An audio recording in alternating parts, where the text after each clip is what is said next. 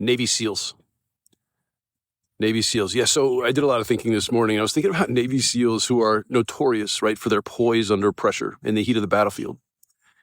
And as I'm thinking about them, I'm thinking about what the researchers at the University of Montreal, right, the Center for the Study of Human Stress, they discovered things that stress all humans. They say that stress drives you nuts. Nuts, that's the acronym.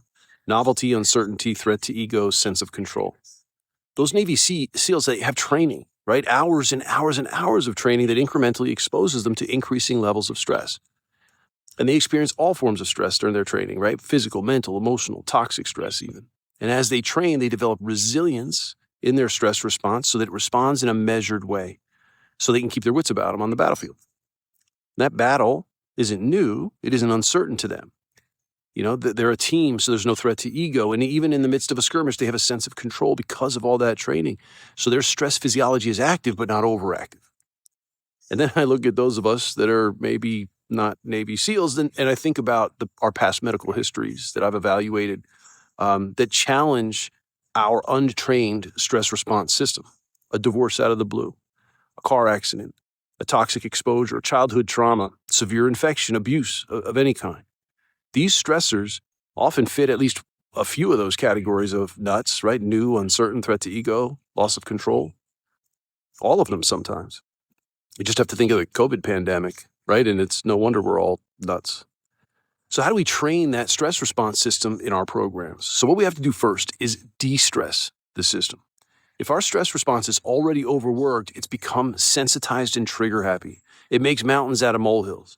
So trying to train that stress response system while it's in overdrive, it's not going to work.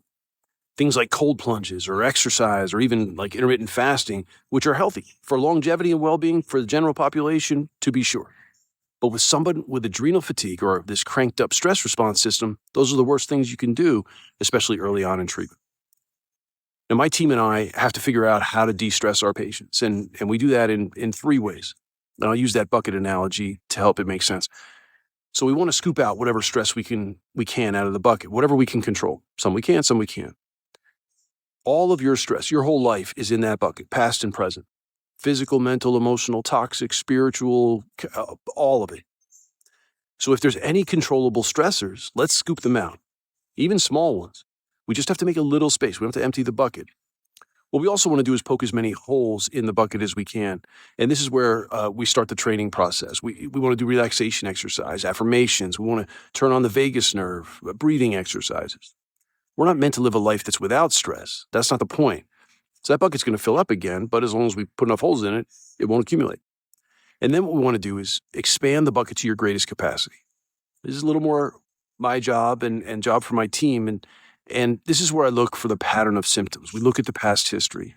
We look at the test results, and we put together a comprehensive program, including supplements, of course, to heal this broken stress response system, the nerve side, the hormone side, and that limbic system in the brain.